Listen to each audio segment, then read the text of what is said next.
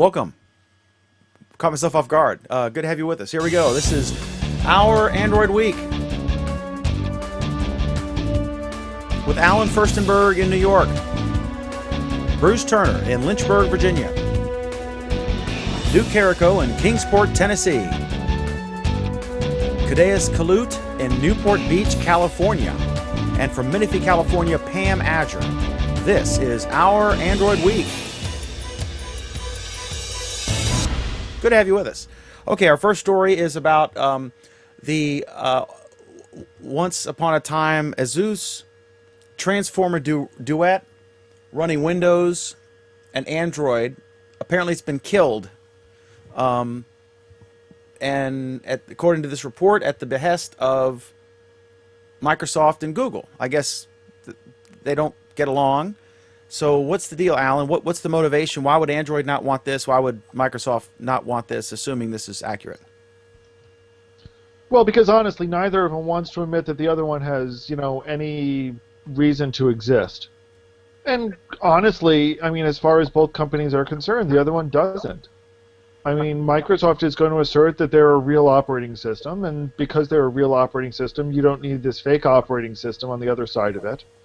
And Google's going to assert that just about everything that you want to do, you can do as part of Chrome OS. So you don't need this, bloated, inefficient, horrible operating system on the other side. Unless you're both of them are right. Both of them are right. Both of them are right.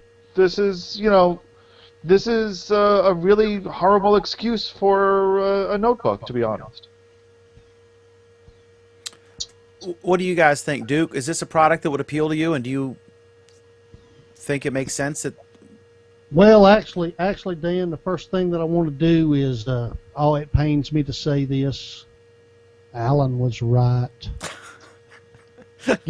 We talked Thank you, about this Duke. a few months back when Asus unveiled this, and I said at the time that I thought that it would be a good idea if it was implemented correctly.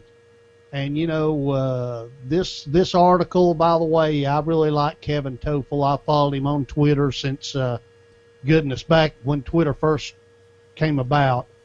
But I just want to say, at the time I thought it was a good idea, but I said it had to be implemented correctly. Google and Microsoft might not like it, but all the reviews on this laptop were very negative and basically said that the implementation of it between Android and Windows was very, very clunky, much like BlueStacks already was, running within Windows.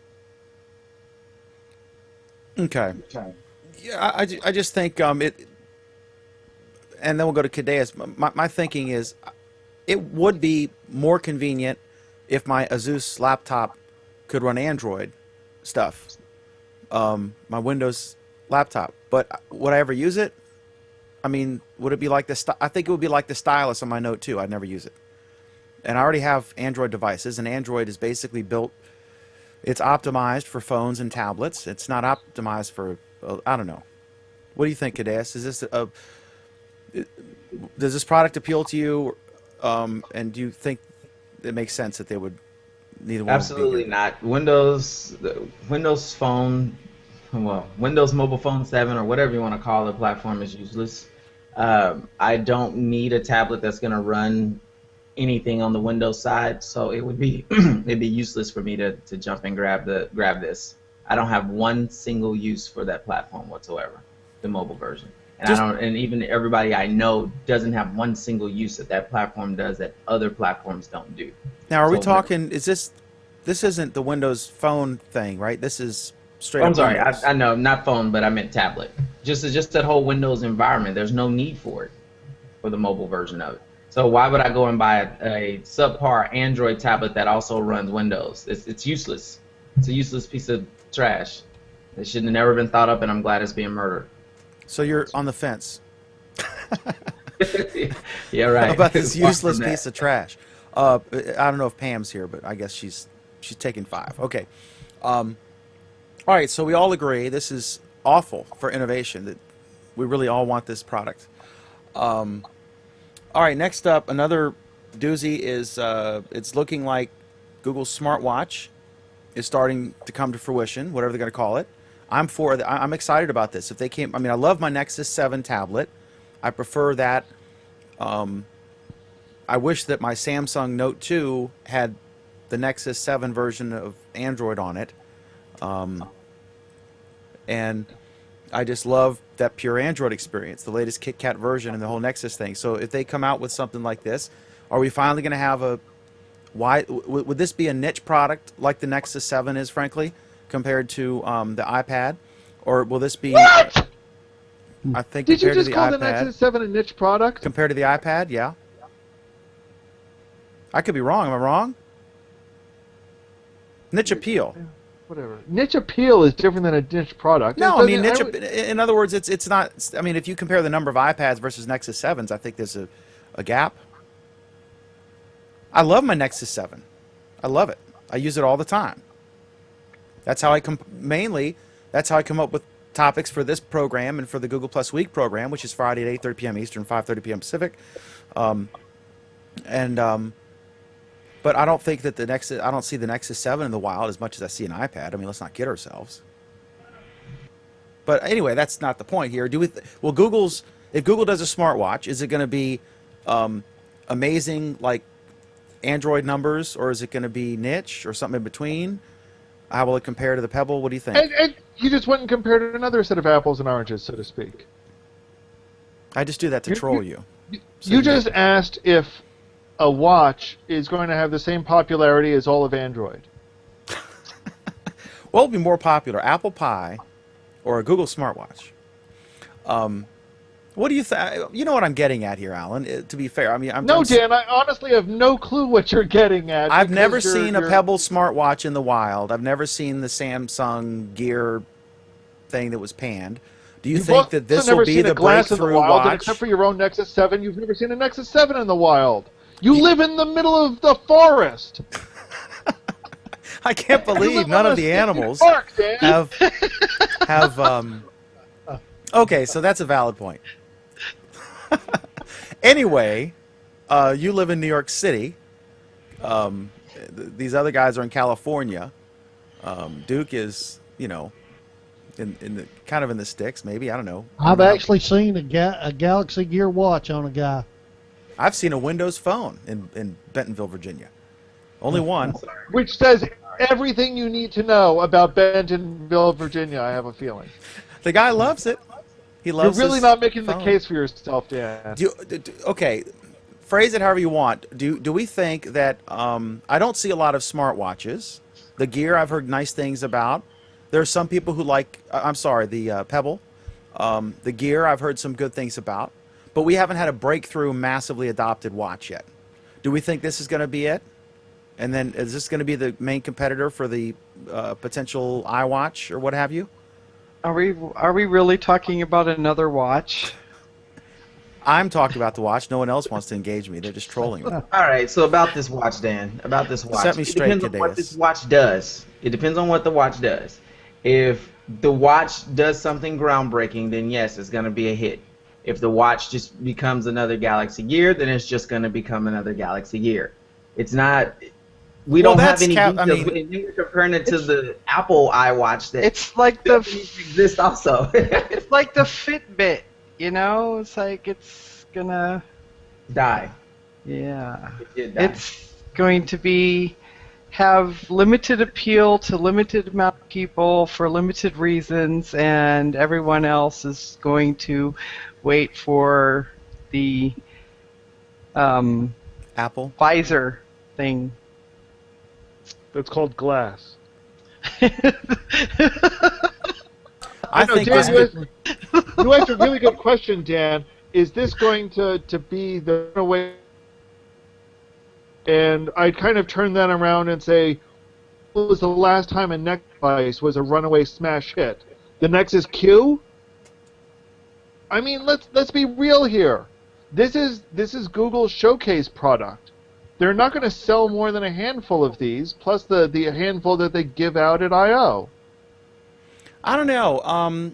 I think the Nexus 7 is a nice device that's fairly popular. It's available in Walmart. It was sold out when I got mine. I had to go. I found like the last one in Staples. So it is somewhat. Which meant they only stocked one in Staples. It was in the single digits, but it was more than one. Okay, I will grant that 2 is more than 1. But no, here's the problem, Dan. This is the guy who figured out the Milky Way thing today. Alan, go ahead. We know how many Nexus devices are out there, and we know that because we've seen what the distribution figures are for Android 4.4, and they amount to a tiny small percentage of the market. Nexus has almost no penetration at all. Then why'd you troll me when I said it was niche? Because you were trying to say it was niche, not that it had niche appeal. Like Google Wallet and Google Wallet. Okay, so I think you're all wrong. I think that there is a demand for a smartwatch, and the first person to come up with one that's widely available and good, and that's the key, like Kadea said, right? It's obvious. I mean, if this is a killer product, right? They did that. See. It's called a Pebble. Wait. So you mean one that like completely replaces your cell phone, right? No, So I'm talking it's about gotta a be supplementary it's gotta be like notification. this. It's got to be like this, right? You know? No, I think it should be pretty. No, not like the old MySpace picture with the guy with the fabulous phone watch, strapped to his Pam. face. I think it should be Oh, stylist. there's a It great should new have. term. We can call it a flotch. Please don't give us anything else. No, please don't. See, I Or invite these maybe we people. can make headbands out of them. You know, I invite like, these people on the program. Maybe the watch will come with 2 little, I don't know, little stick-on devices to where you can do this. Okay, I'll tell you what. If they can come out with an maybe attractive, they could anchor it to your skin. You know? like implanted, Yeah. like the dog ID thing that they do wherever. Yeah. Okay, so we're in agreement on this one as well. Well, no, here's the thing, Dan. Yes, I think we'll all agree that when somebody comes out with the perfect watch that's got a long battery life, that's got applications that work well, that easily ties in, that provides the notifications, that does all of the things and isn't utterly brain dead stupid, which all of them seem to have been so far. And doesn't Most look of them like so far. like a prop from Star Trek. Right, that doesn't The look Next like Generation. ass. Then yes, maybe it might catch on. The thing is, the Pebble's the closest thing to the so far. And I see nothing that's telling me that this mythical Google Watch is going to be it. You know, I just have to comment on that. You know, right? Because if it looks like ass, it's definitely going to have an appeal somewhere. In Japan, yes. But Oh my God. Hey, y'all gotta back off Japan now. Come on now, guys. Okay, so we've obviously, I don't know what to say. About that. We've talked about the watches quite a bit on this show, and here again, my stand on this. It's got to do more than your phone already does, and we've seen no evidence of that so far. And one thing too, if you just look at specs, okay, the Samsung Galaxy Gear looks a little bit better than this Google Watch in its rumored specs, okay, at least on the display end. Depends what So- price. Well, it doesn't. It won't look. The gear won't look better if this thing is like $80, right? Well, But That's even a still, factor. If the first person to come out with a stylistically appealing watch that is inexpensive, functional, they're going to meet that demand that's out there. There is a demand out there for this product, but all the ones are either too expensive or look like some kind of freak device, or are crap, or look like ass. But Samsung stuff always looks better. And then when you actually start using it, it's not better. And then Google stuff sometimes, most of the time, the pure Google stuff looks kind of plain, but it actually performs better. And that's where to me, that's what matters, is how it performs. Wasn't the gear panned, and it only works for like with a couple phones? the Gear was panned for so many reasons it isn't funny. Weren't 25% of them returned? I think, initially. Didn't we cover this on the show and it was like 30%? Yeah. So the first, I think there's a big unmet demand, and that's why everyone's racing into this space. I think they've done surveys. The first thing, it's going to be a notification primarily device. It's going to be, you'll be able to interact with it. It's not going to replace anything. It's going to be supplementary and in addition to and Dan, have you ever used a Pebble? No, I've not. Go get one. They're cheap. They don't look too bad. Have Tell me what you think. Have you used any get device one? that you strap onto your wrist other than a watch? I don't know of any other than a smartwatch. I mean, yeah, I've used the thing for cardio. You know, when you have the thing strapped to your, I mean, the old school one, back in the day when you had the thing strapped to your chest and to keep your beats per minute just in the right level. Well, I saw a Kickstarter project here. I saw it on a couple of websites where the watch was you would wind it up and then take the USB and you could charge your phone from it. You know what you had some sort of energy there. I can't remember now exactly what, but basically you charged a battery and then from that battery you could charge your phone battery. To me, that would complement my phone. You know. I might spend $100 for such a device.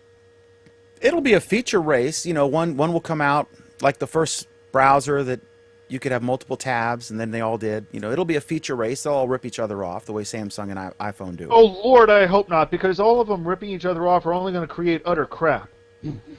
and really, that's the problem. And this is kind of where I'm disagreeing with you a little bit, Duke. I don't want another device to replace my phone. What I want is a device that does the things that my phone does better. Because honestly, smartphones and tablets are crap at 75% of what they do. They're total crap. There are better ways to do these things, and we're finally seeing it. Glass is showing us that there are better ways to do it. We're starting to see things like Pebble showing us there are better ways to do it. We need the smartwatches out there. We need the other wearable devices to show us just how bad we've had it for the past 5 years and to move us past the freaking iPhone generation. Because we so desperately need that. You're laughing at me, Cadeas. What are your thoughts there? Oh, I agree. I'm always talking about it, running away from the iPhone now. So yeah, definitely we need to move past it. But let me make it clear. I used iPhone there. Android's to blame too. I mean, they did a lot of copying. They did a lot of copying too. Right. These devices are just crap for 90% of what they're used for. We can do so much better, and we really need to do so already. Couple comments we got. Jeff Bunny wants to know who wears a watch today. I know Craig Ship's a big watch aficionado on the Google Plus Week show. Any of you guys wear a watch? Not anymore. I don't, but that's because I wear glass anytime I'm out of the house. So you did prior to getting glass? There were a couple of years where I didn't, but that was for practical reasons, not because I didn't want a watch on my wrist. I liked having the time on my wrist, and it was only about 5 years ago that I stopped doing it. Cadeas, Rich had is going to be buying a tablet soon. I would love to get Cadeas' 45-second pitch on why he would recommend the Google Nexus 7, or would he? What about you, Dan? What does the Nexus 7 do that others don't? I'll just quickly say that, in my opinion, I love my Nexus 7. I use it every day. I like it's just you get the Note 2 version of Android and the Nexus 7's pure Android are both very good. I prefer the Nexus 7. You get updates quicker. The Nexus devices get the new version of Android quicker than anything else, right? Alan? You said 45 seconds, Dan. I don't think I've even hit 45 seconds, but you should know. You did. Cadeas, what are your thoughts? I'd have to know more about what he's trying to use it for before I make a recommendation, because it's, again, with these type of products, it's based on what the individual needs to use, not necessarily what's better. There's not necessarily one thing better than the other. It's more on, that's a perspective-based question, so I need to know what he's doing in order to make a recommendation. Yes, I have a Nexus 7 with LTE. I have an iPad somewhere around here too with LTE. So but what do you need to use it for that determines which one you should buy. So If it's I your need one. typical use case, what would you recommend? I mean, if it's just basically, for Typical consumption, use a case, consumption either one device works of fine. content. Yeah, but typical use case, either one works fine. So what's typical for you may not or may be typical for me. It depends. Well, So isn't we it- got to figure out. The basic distinguishing characteristic between, say, like a Note tablet versus the others versus this one is the pure Android and the quicker updates, right? I mean, the Samsung Note tablets are fine, but you don't get the newest version as quick. If that matters to you, it may not. And they're cheap and they're good. So, and Brad Chasenor, he says he wears a watch, a G-Shock watch. He loves it. Okay, so any other thoughts on anything up to this point? Just real quick, I just want to show you guys. Here's an old netbook. It used to run Windows XP. I recently installed Linux Mint on it, but underneath this, this is my iPad. It probably is dead. I couldn't tell you when it was charged last. I love my Nexus 7. I use my Nexus 7 daily. Okay. But I probably, honestly, I use my Chromebook more than anything. But the Nexus 7 is a great device. It's a good size. It's a good price. It is fast. I've got the first version. I don't have the latest. But listen, it does depend on what you're using it for. If you're, doing something, you might need a larger screen. You might need to spend more money. But for all around, it's hard to beat that Nexus 7. It's great for consuming, like if you're looking at Flipboard or whatever. My final thought is, if you're looking at Flipboard or reading a book in bed, it's great. On the can, it's fantastic. And we all have desktops and laptops and phones for other purposes, but I think it's a great sized device. Okay, so next up, the Samsung Gear 2 Tizen SDK is now available. And Alan, I hope to God you know about this, because I cannot adequately explain this SDK nonsense. Okay, let me lay it for you down simple. If for some bizarre reason you actually feel a compelling urge to develop for the Samsung Galaxy Gear 2, Or the Nexus Q. no, because they're using two completely different kits, then you're going to need the Tizen 4 watch extension. So, if you're one of those 5 people who are interested in this, run out right now and get the software development kit. If not, the rest of us will be learning how to do this for Android in another week. That's the story, Dan. Okay, great. So now I know. Any other thoughts on this? Nobody cares? Yes? What Alan said. I don't think you guys even listen now. You just agree with them. Well, do I look like a software developer to you? I point out, Dan, that they're agreeing with me, not with you, but it's your show, so. Okay. We don't enforce a Next story! be polite to the host rule on this program. Okay, next up. Or Google- what? Or what? I'm going to dock your pay. Google packs in new gaming features for devs and for players. So this is probably a Cadeas and Alan and Duke topic as well. But I looked and the key thing that's cool is multiplayer is coming. There's 2 stories here. The big takeaway I saw was multiplayer between iOS and Android users. I think some of the biggest games we've seen are multiplayer, Words with Friends, etc. That's not multiplayer. Not simultaneously, but responsive, isn't it?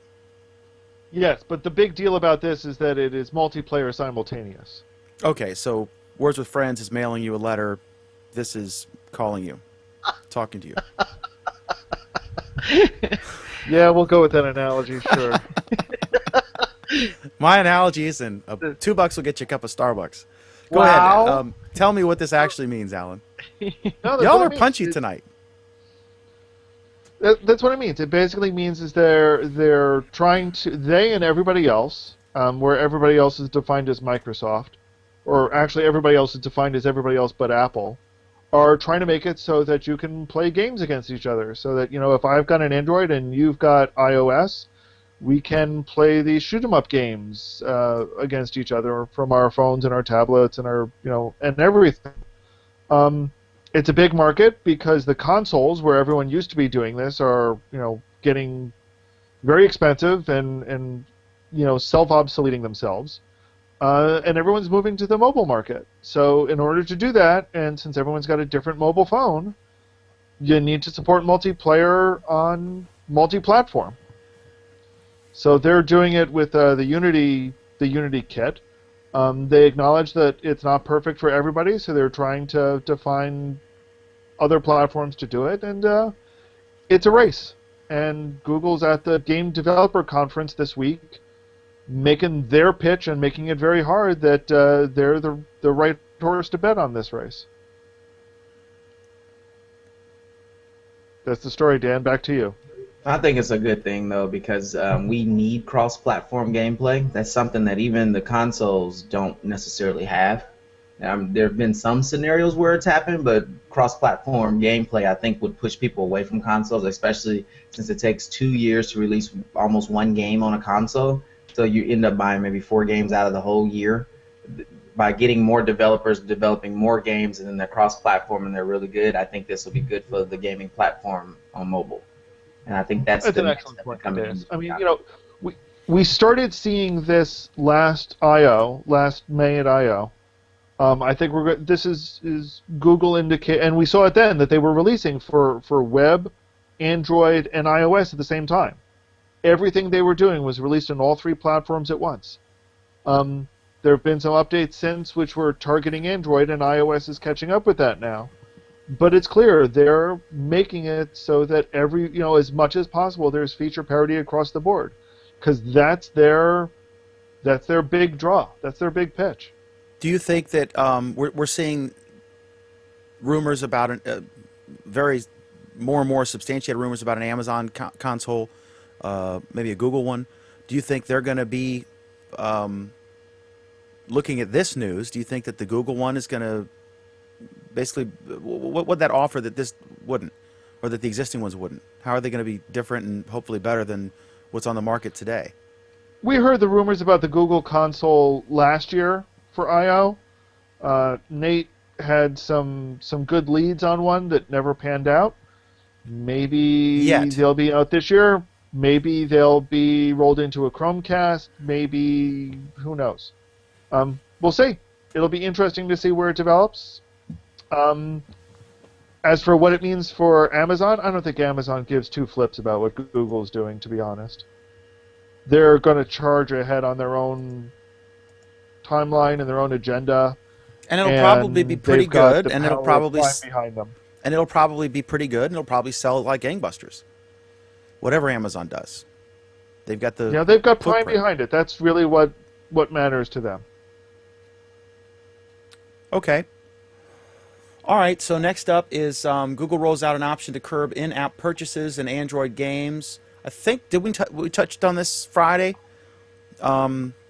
This is like you can set it so if someone steals your phone or your kids picks up your phone, they can't buy stuff, you can optionally set it to not allow that on devices. So this is like a kid control, if a friend borrows your phone, whatever control, right?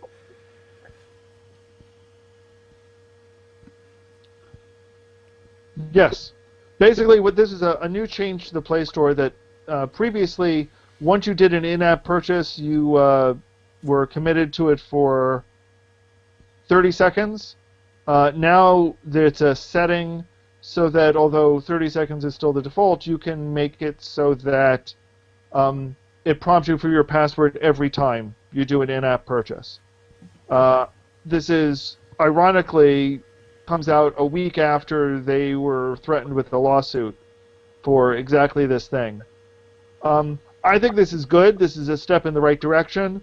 As usual, this is totally misunderstanding the right way that things should be done, but, hey, that's Google, big surprise. My thing we talked about where I upgraded the teleprompter app on my Nexus 7 and on my phone, and Oh, in Lord. both cases, when I upgraded, the new version of Android came out, it erased that flag, and I had to buy it again. Is that ever going to be fixed, or is that an edge case? He says, in other words, if it doesn't keep track. Yeah, no. Sorry, I should have actually answered you instead of leaving it with silence so that you'd start repeating yourself. I don't know if it'll ever be fixed. I don't know if Google considers it a problem. I don't know if anybody considers it a problem, to be honest. This case is really the first and only time I'd heard about it, and I keep forgetting to do more research because honestly, I've got too many other things to deal with. Okay. All right. Any other thoughts from anybody about how they really should just totally revamp parental controls instead of messing it up like this? Well, I just think that the parents that are allowing this to happen with their kids, that's what they get, and there shouldn't be any kind of Go ahead, Pam. Excuse me, still recovering from my cold. Look, parents, most parents are not savvy enough to figure their shit out when it comes to technology. The kids are more savvy than the adults. That will change in a generation, but for now, you know, we sort of need some kind of help for the parents. Pam, why do you say it'll change in a generation? Well, I think there's ample evidence that because the the 2-year-old can do FaceTime, and the parent doesn't. I mean, sure, but when the 2-year-old becomes the adult and has the 2-year-old of their own, the new 2-year-old is going to be able to master the technology of the day. I think better than the. Pam's right on this. I don't think that there's a little the gap first between thing them. when you turn on when you buy a new device, every single Android device or iOS device, the first screen, as part of the initialization process, when you first turn it on and you create the account or whatever, it should be an IQ very test. apparent. It should be, is this for a child? What age is the child? There should be some No, suggested settings. I Pam, think. they can't do that. Why not? They can't do because it's illegal. Why is it illegal? What do you mean? It's in violation of COPA. That's the problem. That's why they're in the mess that they are. Because there is absolutely no tablet or mobile device out there today that is legally allowed to be used by anybody under the age of 13. Oh, Apple and Google are sticking their heads in the sands, knowing damn well that kids are using these devices, and they won't do one thing about it because the law makes it difficult for them to do so. But there are So they tablets plug their fingers in specifically their ears, designed they go, for la, kids. la, la, la, la, la, la. There are tablets specifically designed for little kids, marketed as such. it's Right. even worse than that. How many 13-year-olds have their own frickin' bank account? If I'm going to buy Xbox for my kid, not that my kids are grown, but let's just say they're not. And I open up an Xbox Live account for my kid, or allow them to do it. 13, they still don't have permission from me to access my bank account, even though I had to use a credit card to open the Xbox Live account because maybe I want to play. But so that's where we said so you can play.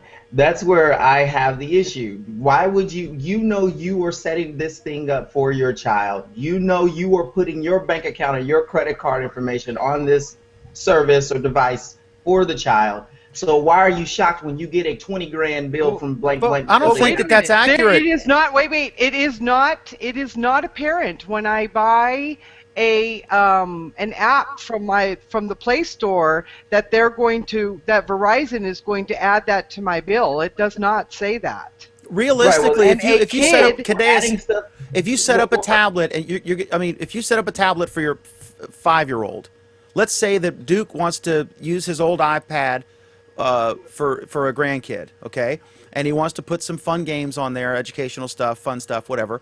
how's he going to get the games? He can't set up an account for the 5-year-old. He's going to use his account, and then that's set up. And it's not necessarily apparent to a non-tech savvy user that future purchases might happen. It's not even apparent to a tech-savvy user. One of the problems that I had in setting up an account is that if I went and made a Play Store purchase, it's not obvious whether that credit card remains on file. It's not obvious whether that credit card remains active. It's not obvious if that credit card remains attached to the account. It's not obvious, and I know what the hell I'm doing. With Copa, Alan, it's totally... Regardless, you cannot be ignorant to what's going on. I can't make the excuse that, I didn't know it was wrong to run the red light because I truly didn't know. That's still no excuse. You should know what you're doing before you get... You might not know that there are in-app purchases in a game, because for a long time, it never said that anywhere. Mm-hmm. But when you go to do an in-app purchase, actually it should be. Most apps actually explain that there are in-app purchases on the app. They do now. They didn't always. Oh, okay. And in fact, one of the changes that comes with this is that the permission for in-app purchases for a game are now more obvious than they were before. I think I still stand by what I said. I don't think, despite Copa, I don't think it's illegal for you to hand your kid or your grandkid a tablet and let them play a little game on it. And that's fine that it makes. And I think if you buy a device specifically for a kid, because there are tablets specific. Was it the Kobo? What's it called? We've talked about it. There's one specifically marketed for children. Right, but here's the thing. It has a parental mode. That's what I'm saying we should have. When you first buy a device, every single device, an iPhone, a Galaxy, whatever, it should, as part of when you're setting it up, what's your name, here's your phone number, your codes, it should say, is this for a child? Well, but here's and is the it problem. under 13? Android, is it over 13? Here's some suggested settings. And it should be really here's the easy problem, for Dan. someone, because a lot of parents, as Pam has alluded to, and then I'll shut up, a lot of parents could no sooner figure this stuff out than any of us could have gone in that damn Malaysian cockpit and operated that plane. It's a foreign language to them. And they're still great parents, and their kids are whiz-bang at this stuff, and they aren't, and there's nothing wrong with that, and the devices should rise to the occasion. But it still doesn't matter if you throw yourself into something not knowing. Regardless of the scenario, you can't make the excuse that I didn't know. You shouldn't have bought the phone if you didn't know that that's how it works. So those kids shouldn't be exposed to technology because the parents aren't into it. No, you should expose yourself to technology before you hand it off to your kid. I mean, that's easy. That's easy the reason we're in this situation is what Alan said, and also that the companies have an interest in making stuff to buy easy, to make more money, but the right? only people making money in this scenario is the developers. It's not necessarily Google or Apple or Microsoft. They don't make the cut? You don't think they're getting their cut? You know they're getting their cut. I'm saying that, but they weren't the ones who developed the app. If I make an in-app purchase app today, it's not because Apple told me to. It's not because Google told me to. That I chose to do that. So the issue is with the developer and where you're getting the software from. If they're not making clear in their description that it's an in-app purchase, that's who you're going after. You're not going after Apple or Google. They're just the bus. They're not the people on the bus. That makes no sense. Dan, to answer your other question, you got to realize Android 4.2 and Android 4.3 introduced these features. So they're there. They're in the phone. The problem is they introduced two completely incompatible ways to do it. Okay, it's actually not in the phone. It's only in the tablet because the phone there's a patent on the feature on phones that Google decided not to license. So you've got this total mishmash of features that are different on different devices. And they don't work in either of the places because people ignore them because they're inconsistent and new. And a small percentage of devices actually support it. Okay, so it's all worked out. And furthermore, they wouldn't support under 13 anyway because of COPA. Under 13 we to all do agree. what? Next topic. No, under 13 they can't support to do what? To have their own account, or to be using their parents' account with their parents' permission? To have their own account. Well, fine. That's what I'm saying. The parents can use their own account. Therein lies the problem. The parent might have might not dawn on them that when they log in So to a what's new the parent- device with their Google But here's the account that problem, the Dan. kid can What- download something and buy whatever shit in the game. Go Right. ahead, Alan. So fine. So the parent has an account. They hand it over to the kid. The kid's using the parent's account. The credit card gets used. The parent says, "Oh, my kid shouldn't have been using the credit card." The problem. Cadeas is right. Let's move on. Okay. Next up, I guess Pam put this in. Samsung Galaxy security alert, Android backdoor discovered. What's this about?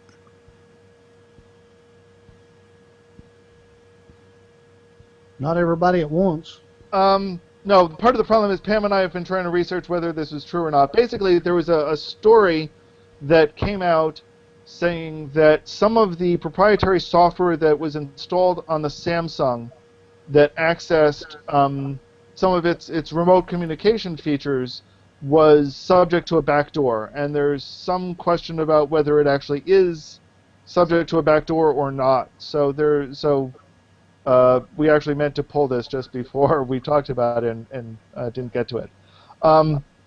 But what it boils down to is it raises some of the prospects of security on these mobile devices and remote access.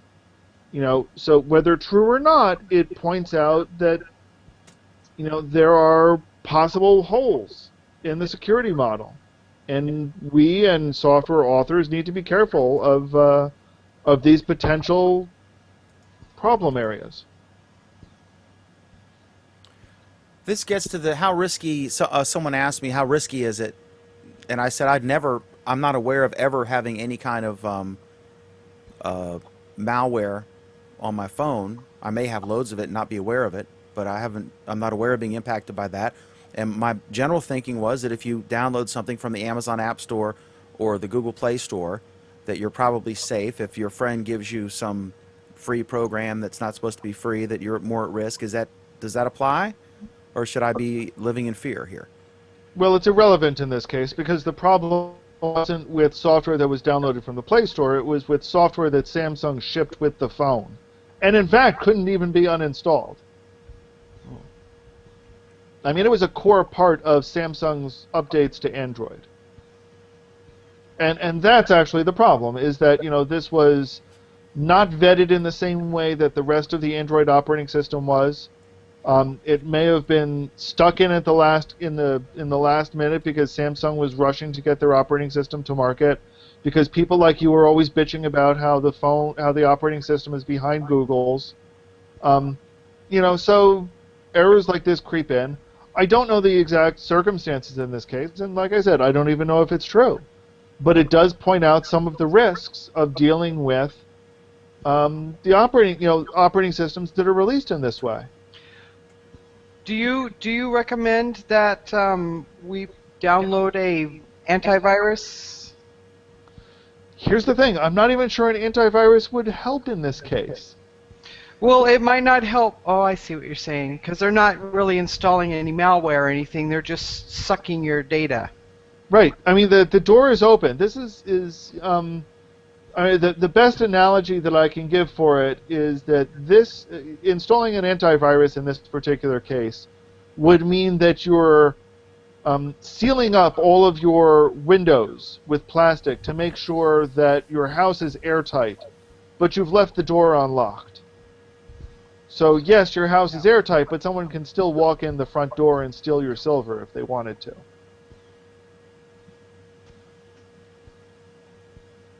Okay. We all agree, Samsung's crap. Next story. All right. And speaking of Samsung, Brad asks, have I fixed my screen yet? I have not, I'm embarrassed to say, and that has driven some of my Nexus 7 usage. It's just basically a hassle. And then I see Jay's having a couple brews and a fine cigar for St. Patty's Day. Happy St. Patrick's Day from Daniel Patrick McDermott to you, and probably from our panel to you. And thank you, Jeff Bundy, for the compliment. Okay, so another one, I hadn't seen this, so I'm not sure who added it, but T-Mobile has launched a network upgrade. And I think Sprint did as well. They added LTE to 20 more cities, but what's this, the T-Mobile deal? I don't know, Dad, didn't you share this story with me on Friday? I have no idea. Did I? One of us shared it with the other one anyway. I don't think I did. So basically, this is T-Mobile announced that. Am I muted? Nope, I'm here. I'm alive. T-Mobile announced that they are. They've been doing their LTE rollout for a year, and they're essentially saying they're going to be really, really aggressively upgrading the rest of their network. And so basically, they're essentially wanting to turn their entire 2G network into an LTE network, and they intend to do it using the new 700 megahertz A block spectrum that they are acquiring, did acquire. I don't even remember what the story of that is. I think Verizon. What was that, Cades? I think they purchased it from Verizon. They Or actually some of the purchased it from frequency. Verizon? Some of the frequency was purchased from Verizon. That's the one they just bought? Yeah. That was fast. Okay, so we're all excited about that. Well, all of us except for you, because you don't have any access there because you've got Sprint. But for you, we've got this next story. Because I live in the forest. Do you or do you not live on the edge of a state park? I literally, my backyard borders a state park, and the river's here, and we're all rednecks, and we're basically all, all my neighbors are drunk or stoned all the time, floating down the river in tubes. It's a great way You of life. said it, not me. So proceed with the next story, Dan. And they all have the same name. Okay, so next up is Sprint prepaid phones with no data. This I've heard kind of panned. I saw this today, and it was not universally praised. This was the Galaxy Gear Nexus Q of phone plans. It's not that great a deal either. I think they have one metered data with 2.5 gigs or something for like just slightly less than what a regular plan with everything costs. Because their main plans are like $100 a month. I think I pay $95 now. They've gone down in price. $95 with everything, unlimited everything, on their shitty LTE network. This was like 40. This is 45, if I remember correctly, with voice and text only. And I just think about that, and I look at it and compare it to a T-Mobile non-plan, and I'm like, why the hell would anyone do this unless they were already sucked into Sprint? Oh wait, that would be the only reason. Also, it's not your choice of phone, right? I mean, there's a limited number of phones that are available with this. Yeah, and AT&T offers the same plan with I think 300 megabytes of data. So I don't see why this is such a big deal. Unless you live in the forest. Oh, okay, yeah.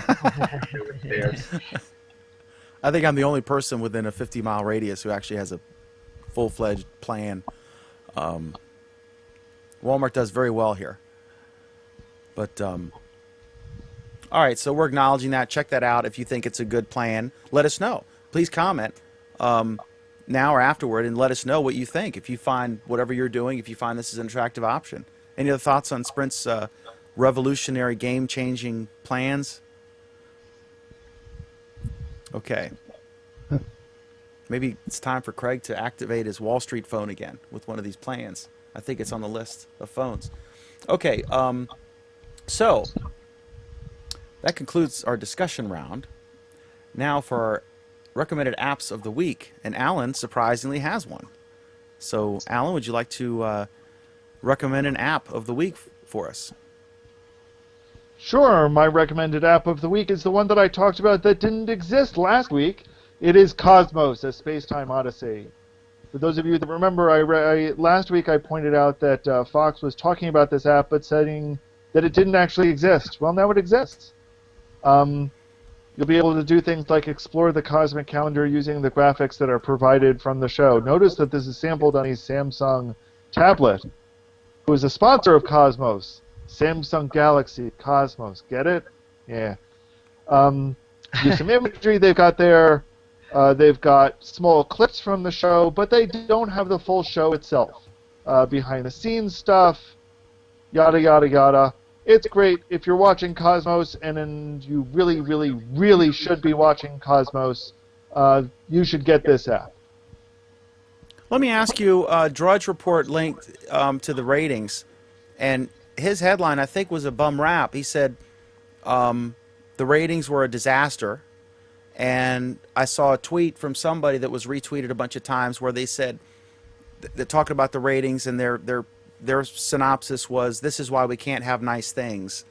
But I looked at the actual ratings, and Fox was in last place, I think, among the big four throughout the night. But this was their highest rated show with a 4 point whatever, and the other ones were like a 2 something. It beat Family Guy, it beat The Simpsons. It didn't beat, I mean, the other one was like a 10, the number one show, and then they were like a 4 something, so they were in fourth place. But still, it was their highest rated show of the night. You think they're going to get their groove? I mean, do you think that's a bum rap, Alan? Well, I think two things. Yeah, I do think it's going to start. The ratings will start picking up, partly because if I remember correctly, it's come out while the other networks have very big, very splashy new shows, which were all premiering last week or the week before and this week. And we'll see if they actually survive or if they get canceled by their networks. Cosmos, it's already all in the can. It's all been done. It's all set. And quite honestly, if Fox cancels it, Fox cancels it. Nobody cares. It's going to be on Netflix in a year. It's going to be on DVD collector sets in a year. I guarantee you it'll be a hot-selling Christmas item. Cosmos is playing this one for the long haul. They're not necessarily playing it for the short-term ratings. They're playing it to inspire a generation, another generation, just like the previous generation was inspired by the last Cosmos. So they're thinking bigger than this season's ratings, to be perfectly honest. The original show, was that a PBS show, right? It was a PBS show because nobody thought it would succeed on anything else. Because it probably didn't if you compare it to the conventional ratings, but it's an important program. It's not time perishable. Probably most of the content in the original Cosmos series is still true, or believed to be true. Most of the content has actually been recycled for this one. It's just, it's the same stuff. The Cosmic Calendar was introduced by Carl Sagan, and it's just been brushed off and is being reintroduced with new graphics for a new generation. I think the original Star Trek, not to compare the two because one's fiction, but that was not a ratings bonanza at all and was canceled after a short period of time, like a couple seasons or whatever it was, and only after time did it become a hit. But I think it's an important show. I'm glad they're doing it. And it's going to be, I think, used in classrooms, et cetera, et cetera. It's going to be out there for a long time. So that is your recommended app. Excellent. Okay. The other thing I'd point out in terms of ratings is that this is definitely a show that people are DVRing and watching. Everyone I know is copying this and watching it at a later time, rather than watching it when it originally airs. And more importantly, they're showing it to their kids at a later time. I think it's, yeah, I hope it lasts as long as possible. And I think it's a case of quality over quantity. Classic case of that. So, okay. Duke, do you have an app you'd like to talk to us about? Yeah, I can't remember, Dan, if I talked about Walk Logger or not on your show. I know I talked about it on one show. Real quick, there's more than a couple. There's several pedometer apps out there, and one of them that I was using was called Pedometer. Now, what makes these things special is they actually utilize in some of the newer phones the motion sensor, and it actually uses very little battery, these apps. This one right here I found to be pretty cool all in all. It will give you a view of what you walked today, and it shows you that in steps and miles. And the thing does a really good job of, like, if you want to know like what you walked for the week, it'll give you a day by day whether you've met a goal or not. You can kind of go in and set your goal. It's got a couple of nice little widgets. If you just want like a widget, and it'll also show you, an approximation of the calories that you burn, so forth, etc. And it's a free app. And like I say, it works on a lot of the newer devices that do have that motion sensor.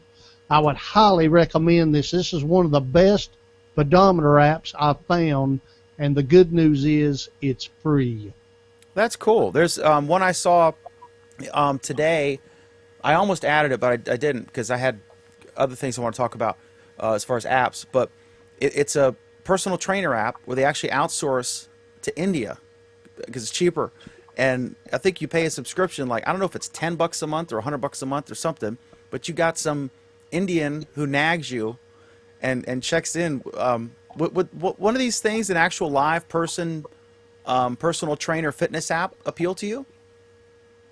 Or is that just a little bit too? Talk about an invasive app. It's probably too much. You know what? I enjoy walking. I walk quite a bit. I walk about 15 miles a week. And this has just been something to help me track my overall. I don't really use it as a gauge when I'm actually out exercising, but it's nice to look at this and say, in addition to that 3.8 miles I walked today, I also walked 2 miles at work. So here's my real total, you know? So you don't need an Indian nagging you. No, I don't. Motivating you. I think it's a neat idea, though, to get a personal trainer in your phone, you know. For $100 a month, I'll call you whenever you want. Dan, I noticed you've been sedentary today. Yeah. Okay, so Cadeas, do you have an app you'd like to recommend to us?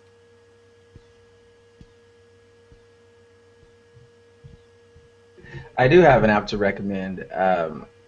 This week I have, as soon as I remember how to screen share, I have Call Track is the name of this particular app.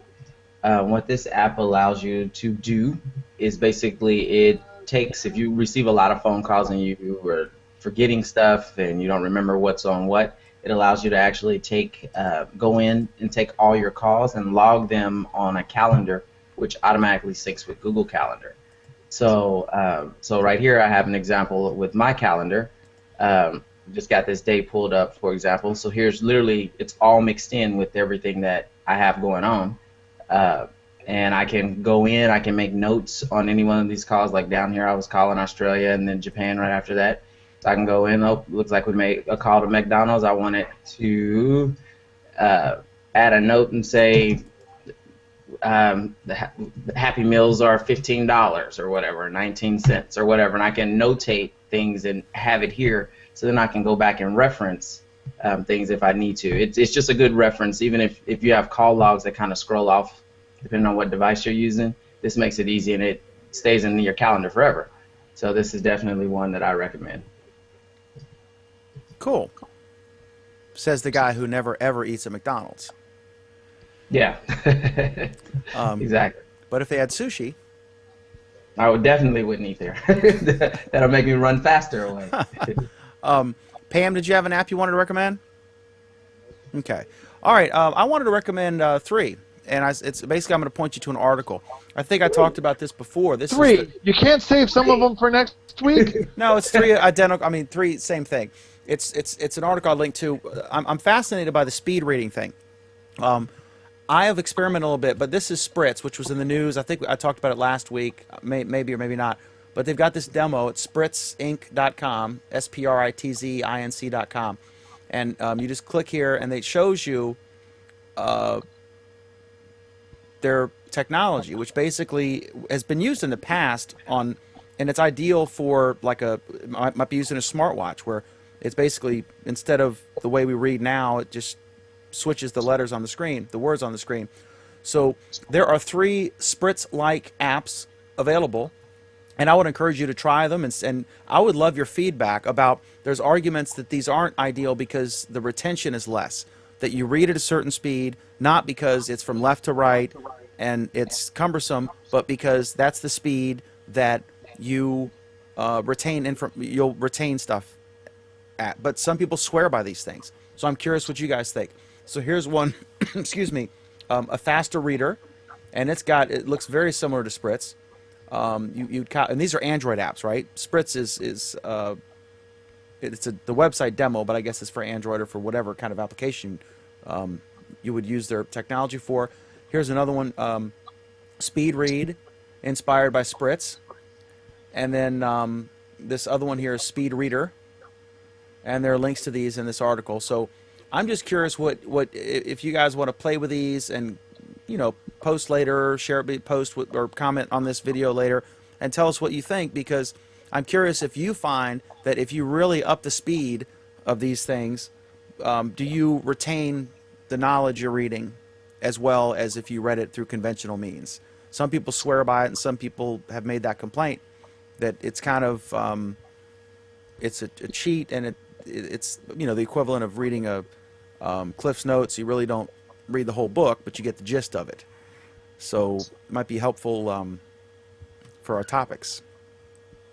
I don't know. Maybe we can incorporate a Spritz app for the Android Week and Google Plus Week topic.